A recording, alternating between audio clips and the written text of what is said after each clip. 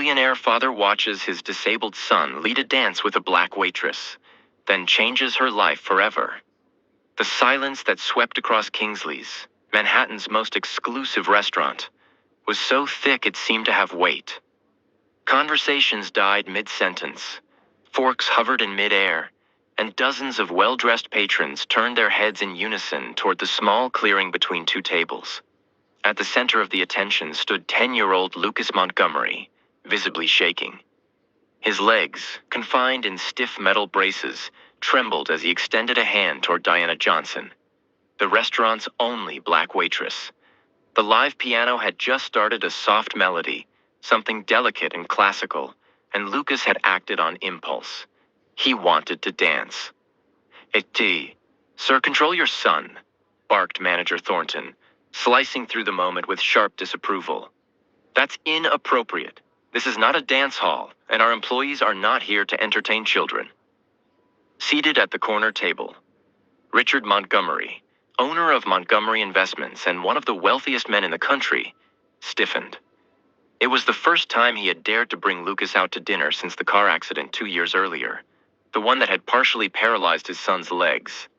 He had chosen this restaurant specifically for its exclusivity and discretion.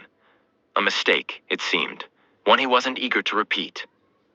"Lucas, sit down," Richard ordered, his voice low and firm. But Diana Johnson remained frozen. Her eyes flicked from Thornton to Richard, and finally to the trembling boy whose hand was still raised in the air. In her 5 years of working at Kingsley's, Diana had perfected the art of invisibility, especially around men like Richard Montgomery, the kind who didn't notice her unless there was a complaint. "Hey, Mr. Thornton," she said, her voice steady and calm. "I'm leaving. My shift is over." She unfastened her apron, folded it neatly, and placed it on the tray. Then, to the collective astonishment of the restaurant, she smiled at Lucas and gently took his hand. "I can't dance in an apron." Richard stood up, his chair scraping loudly against the polished floor. "What do you think you're doing?" he demanded. "I'm accepting an invitation," Diana replied, meeting his gaze without flinching. Before anyone could react, Lucas took a cautious step forward. The metal braces groaned with the effort, and his foot dragged awkwardly across the floor. But Diana didn't rush him. She didn't guide him. She simply adjusted her pace to match his. "She's getting fired tomorrow," whispered a woman at the next table. Richard stood frozen. A memory, sharp and unexpected, pierced through his mind. His late wife, Elizabeth, dancing barefoot with Lucas in the living room. "It's not about perfection," she had once said, holding their giggling son in her arms. "It's about connection." As Diana followed Lucas's uneven rhythm, something subtle but unmistakable changed in the boy's eyes. The fear receded, his brow furrowed with focus, and a shy smile tugged at his lips. Shame gave way to pride. For the first time since the accident, he wasn't being corrected or carried. He wasn't being told to try harder or sit still. He was leading. "Mr. Montgomery," Manager Thornton said, leaning toward him, "I can assure you this will never happen again. She will be properly disciplined." Richard said nothing. The restaurant held its collective breath, awaiting the wrath of a billionaire whose disapproval could cost careers. Waitstaff paused mid-task. Diners looked on, some curious, others openly uncomfortable. But all Richard could hear was Lucas's quiet laugh, the sound of joy that had been absent from their lives for far too long. Diana led Lucas back to the table after 3 slow, deliberate steps. "Thank you for asking me out," she said with exaggerated formality, as if speaking to an adult. "It was an honor." As she turned to leave, Richard's voice rang out. "Wait." She paused. "What's your full name?" he asked, something unfamiliar softening his tone. "Diana Johnson, sir." Richard nodded slowly, repeating it under his breath as if committing it to memory. From the inside of his tailored jacket, he pulled out a business card and held it out to her. "My office, tomorrow, 10 a.m. gasps rippled through the restaurant like wind through tall grass. Diana took the card with a steady hand, though it trembled slightly as she slid it into her purse. "Dad?" Lucas asked as she walked away. "Why did you do that?" The question hovered in the air like smoke. Richard looked down at his son and, for the first time in 2 years, truly saw him, not just as the child Elizabeth had left behind, but as a full human being, a boy with dignity, desires, and a will all his own. Dinner resumed under a thick veil of tension. No one noticed the glance Diana cast back before exiting.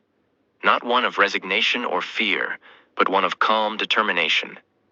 It stood in stark contrast to the storm now beginning to stir in Richard Montgomery's mind. If this story of dignity and transformation has already touched your heart, don't forget to subscribe to the channel. Follow how a simple gesture of respect sparked a silent revolution capable of changing lives forever. The next morning, the lobby of Montgomery Tower gleamed with glass and marble, reflecting sunlight like a monument to power and precision. Diana Johnson stood in the center of it all in her best outfit. A navy blue skirt and a white blouse, both bought on clearance. Around her, people flowed in and out, dressed in labels that probably cost more than her rent. "Diana Johnson to see Mr. Montgomery," she said to the receptionist, who assessed her with a look that bordered on skepticism before picking up the phone. "18th floor. Miss Winters will see you." In the elevator, Diana clutched her worn purse against her chest and took a deep breath. It wasn't fear that fluttered in her chest. Not exactly. It was a steel-edged determination forged through years of surviving far worse. Miss Winters, a woman in her 40s with precision-cut hair and the demeanor of a seasoned executive, waited at the elevator doors. "Mr. Montgomery is in a conference call. Follow me." As Diana walked through the mirrored corridors of the executive level, she felt the weight of every glance. A black woman being escorted through the upper floors of one of New York's most powerful investment firms was enough to cause murmurs and speculation. "He had you fired, didn't he?" Winters asked suddenly once they were alone in the waiting room. "It happens. A powerful client complains, and people like you," she hesitated, then added, "lose their jobs." "People like me," Diana echoed, her voice even. "You know what I mean," Winters replied briskly. "Employees who don't know their place." Diana smiled without warmth. "And where exactly would that be?" Before Winters could answer, her phone rang. "He'll see you now." Richard Montgomery's office took up half the floor. Through its floor-to-ceiling windows, the Manhattan skyline stretched out like a gleaming kingdom. Richard stood by the glass, arms crossed, gazing down as if surveying a realm that belonged to him. "Mr. Montgomery," Diana said with composed formality. He turned, his expression carefully unreadable. "Miss Johnson, thank you for coming." He gestured toward a chair. "Please." The silence that followed was deliberate. Diana recognized it instantly. It was the kind of silence designed to provoke, to make nervous people speak and betray themselves. She waited him out. "Do you have a background?" Richard finally asked. "Excuse me?" "Education, college." Her gaze didn't waver. "Bachelor's degree in child development from NYU. Incomplete master's in special education." Something flickered in Richard's expression. Surprise, perhaps. "And you work as a waitress?" "I work 3 jobs, actually," Diana said. "The restaurant, a bookstore on weekends, and I tutor when I can get students." Richard walked over to his desk and picked up a folder. "I did some research," he said, opening it. "I wanted to understand who the person was who—" He paused, choosing his words carefully. "Danced with my son." He turned the folder toward her. Inside were printed photographs. A modest building with peeling paint. Children on mismatched chairs. A painted sign that read, "Freedom Steps."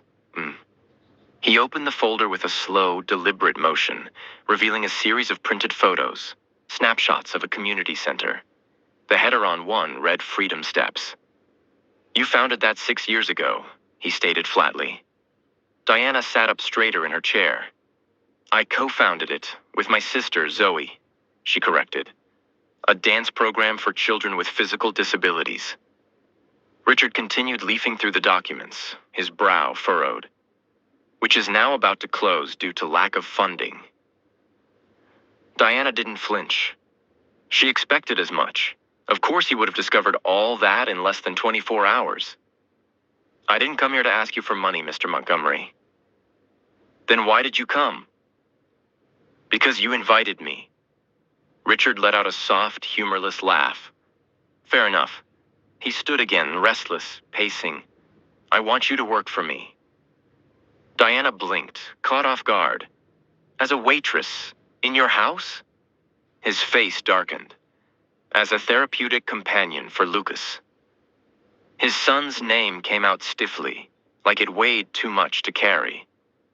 Diana noticed his eyes drift momentarily to a photo on the table. A smiling woman holding a baby. His wife, perhaps, or someone who used to smile like that before the accident. "I have the best specialists in the country," Richard continued. "Physical therapists, neurologists, psychologists. But what you did yesterday..." He paused, the words catching. "It was just a dance, Mr. Montgomery." It was the first time I've seen him smile since the accident. The admission came hard, vulnerable. "I don't want a dancer for my son," Richard said. "I want someone who can do what you did. Follow, not lead." Diana studied him. Behind the expensive suit, the practiced control, and the command of a man who usually won, she saw what others might miss. A desperate father, terrified and lost. "I can pay you 5 times what you're making now." Diana stood. "No." Richard's shock was visible. He wasn't used to hearing that word. "I don't work for people who see only my color or my social class before they see my competence," she said calmly. "And I definitely don't work for people who try to buy solutions to emotional problems." His face flushed, an internal fire of humiliation and frustration stoked by truth. "You're turning down an offer that would solve your financial problems, out of pride?" "Out of dignity," she corrected. "And because your son deserves more than someone hired to pretend to care." She moved to the door, then paused. "Lucas doesn't need more experts. He needs space to lead his own life." "You don't know my son." "No," Diana agreed. "But I know people like him. People whose physical limitations are nothing compared to the invisible cages we build around them." She reached into her purse and placed a card on the table. "Freedom Steps. Classes on Tuesdays and Thursdays. 4 p.m. If you'd like to bring Lucas, the first class is free." As she stepped into the hallway, she passed Winters, who had clearly been eavesdropping. "You just turned down an offer from Richard Montgomery?" she whispered, incredulous. "Are you crazy?" Diana smiled. "Maybe, but I'd rather be crazy than be property." The following Wednesday, Diana was working the reception desk at the community center when Zoe, her sister, and co-founder came running up, breathless. "There's a Bentley parked outside," she whispered, nervously adjusting her hijab. "And you won't believe who's inside." Through the window, Diana spotted the sleek, black car. Lucas sat in the back seat, peering out anxiously. Richard remained in the driver's seat, hands fixed on the steering wheel, locked in a silent war with himself. "He's not coming in," Zoe predicted. "Men like him don't come to places like this." Diana smiled, remembering the look in Lucas's eyes during that brief moment of dancing. Don't underestimate the power of a determined son. They watched. The car door opened. Lucas stepped out slowly, adjusting his braces and the small electronic device strapped to his arm. Then, to everyone's astonishment, Richard emerged too, dressed in casual pants and a sweater, his usual armor replaced with something slightly more human. It was an obvious attempt to blend in, though it still reeked of privilege. I told you he'd come, Diana murmured, more to herself than anyone else. Zoe stared. What did you do? Diana didn't answer, but her eyes sparkled with a secret even her sister didn't fully know.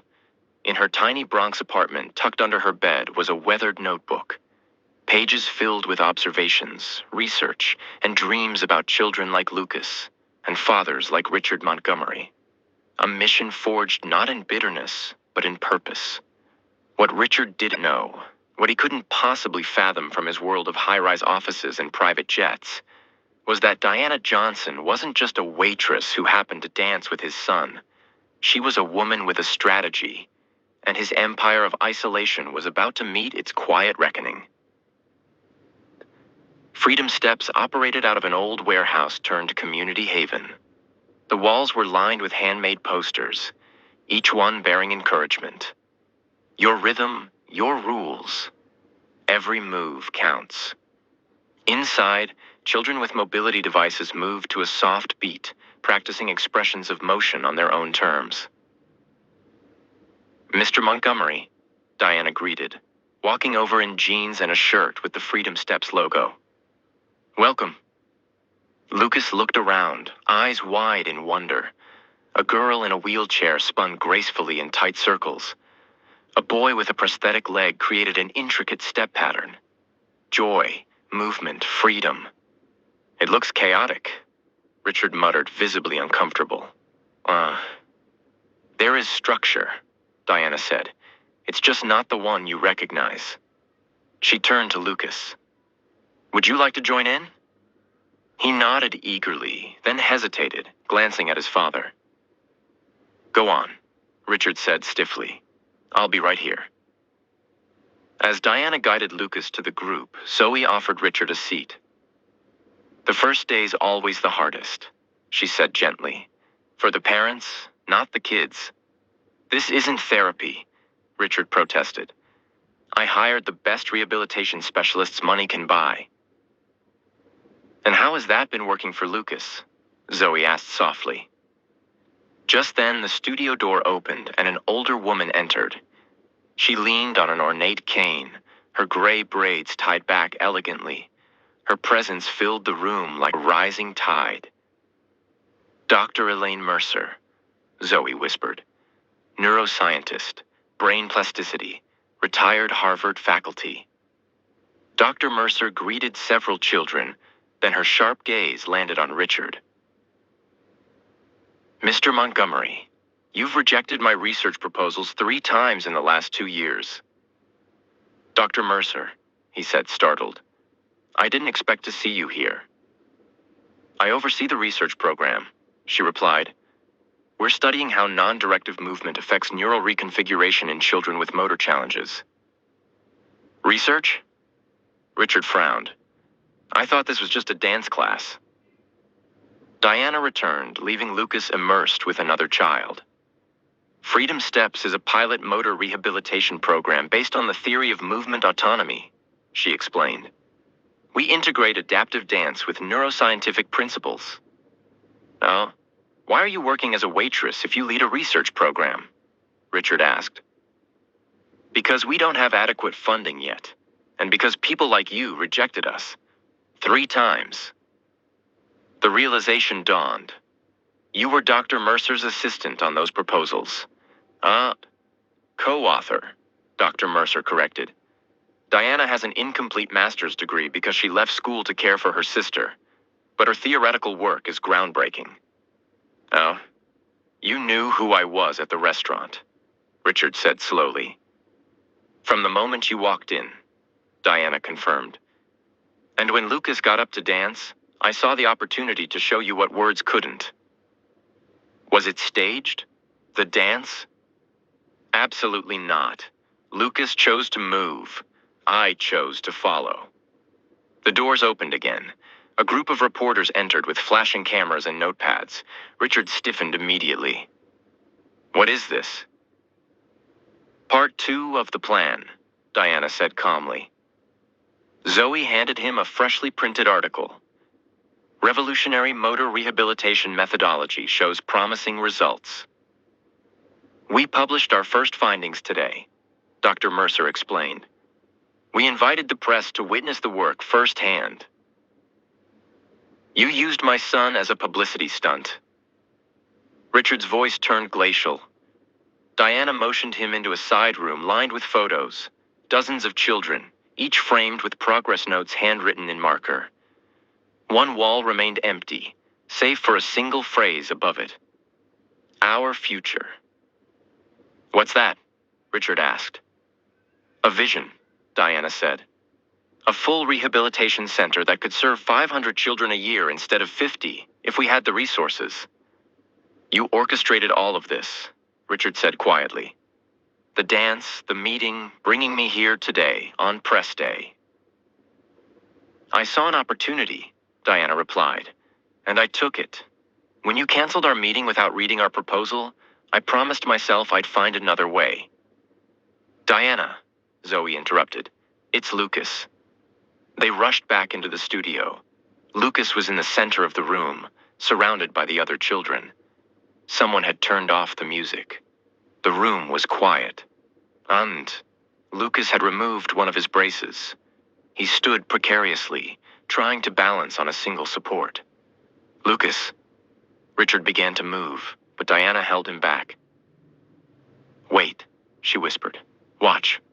Lucas inhaled deeply, eyes focused, and then, slowly, shakily, he took a full step, unassisted.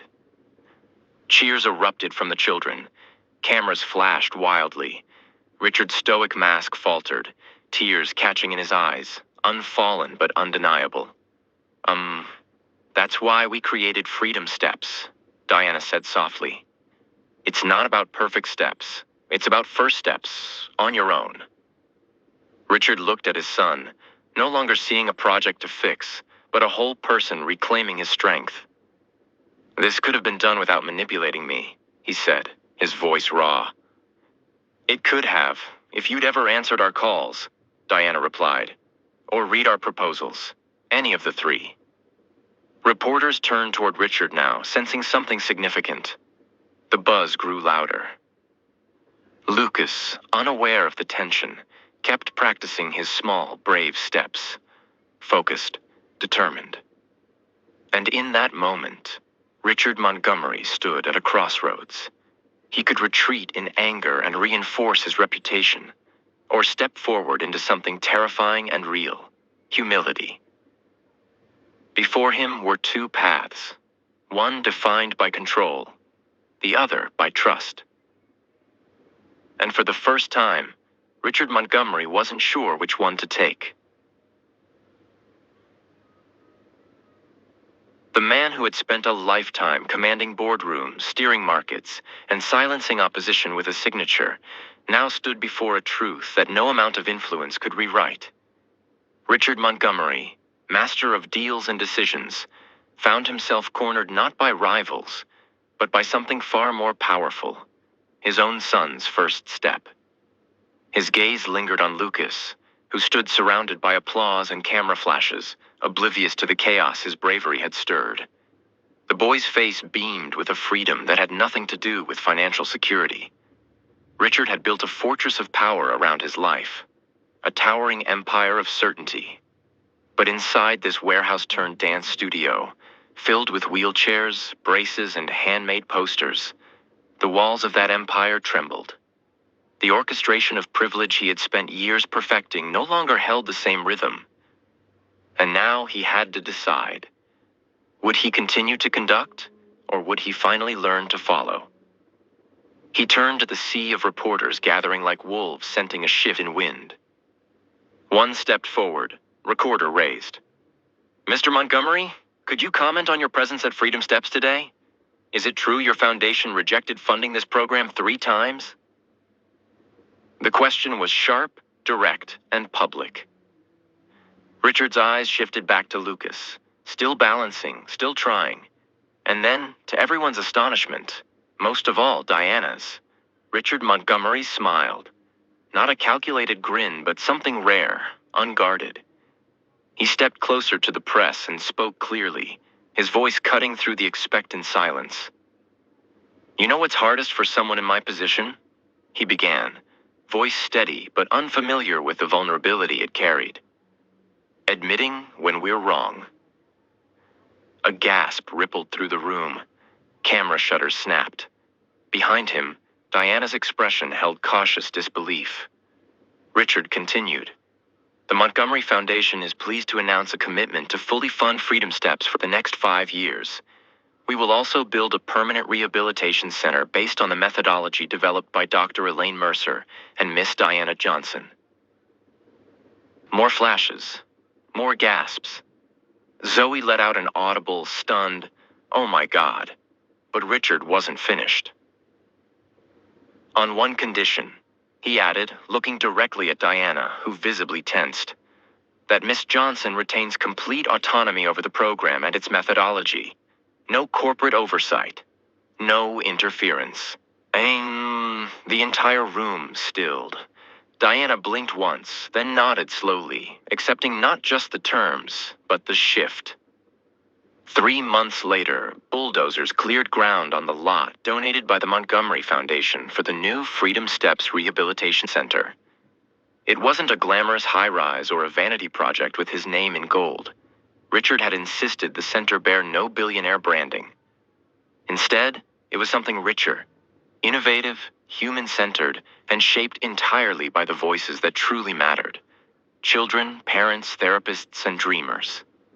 Every corner was designed with purpose. Rooms large enough for wheelchairs to move freely. Walls with built-in bars for balance, quiet spaces for sensory needs, and mirrors that reflected progress, not flaws. Diana, now a recognized force in rehabilitation science, supervised construction regularly, never alone. Lucas, who had become something of a local hero, visited often, sometimes with other children in tow, proud to show them his place. And to the quiet astonishment of the staff, Richard Montgomery began showing up too. No entourage, no press, just a father trying to understand the language of healing. One afternoon, as Diana reviewed blueprints under the shade of a half-finished archway, Richard approached holding a coffee and a folder thick with printed scientific articles, each dog-eared and marked with neon tabs. He looked exhausted. "I never thought I'd have to study neuroplasticity at 50, he muttered, rubbing his eyes. "I never thought you'd actually show up at board meetings," Diana replied with a grin. "But here we are," he said. He opened the folder and pointed to an article. "Lucas asked to have his second brace removed last week." "I know, he told me," she said. "His previous physical therapist told me that would be impossible for at least 2 years. You fired her, remember? Because you told me she was wrong." "And she was," Diana said, tapping a photo of Lucas balancing on one crutch. "He's progressing faster than any traditional medical projection." There was a long pause. Why did you never accept my apology?" Richard asked quietly. "Because you never gave one," Diana said. "You redirected resources. You changed policy. You funded the program. But that's compensation, not apology." Richard nodded, accepting the truth. Fair, again. At the grand opening 6 months later, the difference from that quiet dinner in the upscale restaurant was staggering. The warehouse had become a vibrant space filled with color, music, and movement. Children of all abilities filled the open hall, each dancing in their own rhythm, unconstrained by expectations. In the center, Lucas led a choreographed routine alongside 3 other children. He wore only a lightweight brace on his left leg now, and though his movements were not flawless, they were fluid, confident, his joy infectious. Richard stood off to the side, watching, not needing to be the center. Diana joined him quietly. "Nen, he doesn't need you to hold him anymore," she said. "No," Richard agreed, "but he still needs me to be around. Crucial difference." He turned to her, eyes sincere. "Thank you." "For what, exactly?" "For teaching me to follow." A reporter approached again. "Mr. Montgomery, how does it feel to see your son's progress?" Richard looked toward Lucas, now crouching to help a younger girl adjust her footing. He smiled. Proud, he said simply, not of what he's overcome, but of what he's created for others. And what's the biggest lesson you've learned on this journey? Richard Montgomery, once known for his impersonal efficiency and bottom-line obsession, looked directly into the camera. That true leaders aren't the ones who drag others down the path they think is best. They're the ones willing to follow when someone shows them a better way. A year later, Freedom Steps expanded into 3 new cities. Diana received the Pediatric Rehabilitation Innovation Award, and her methodology began integration into several major children's hospitals. Clinics trained therapists in her unique movement autonomy approach, combining science with compassion. What began as an experiment in a dilapidated warehouse had ignited a movement. Lucas enrolled in a regular school, needing only a lightweight cane on difficult days. He became a youth spokesperson for Freedom Steps, traveling with his father to speak to parents and children alike. His message was simple but powerful. Find your own rhythm. Don't let anyone else set your pace. And Richard? He learned the most difficult, and perhaps the most liberating lesson of all. That true power wasn't in control, but in knowing when to release it. Not every decision required dominance. Not every challenge was solved with force. Sometimes, the greatest act of strength was allowing someone else to lead. In a world where the powerful rarely listen and the unheard rarely speak, the story of Richard, Diana, and Lucas served as a quiet revolution. Proof that change doesn't always come from massive upheaval or sweeping legislation.